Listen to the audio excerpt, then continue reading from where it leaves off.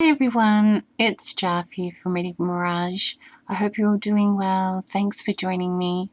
So this is just a little quick video all about laminating a window framed pocket, and I'm just going to show you how I do that.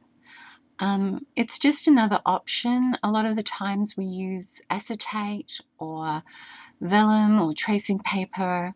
Sometimes we might even use baking paper, or we might use lace as well for our pockets. But laminating is just another option. And what I find with the laminating, it actually strengthens the entire window because there isn't really much to it when you think about a window frame pocket. And so that's what this video is going to show you.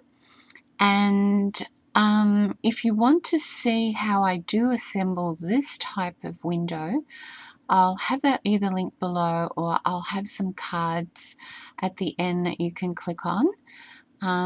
But yeah, I just hope this will be helpful, and thank you very much for watching.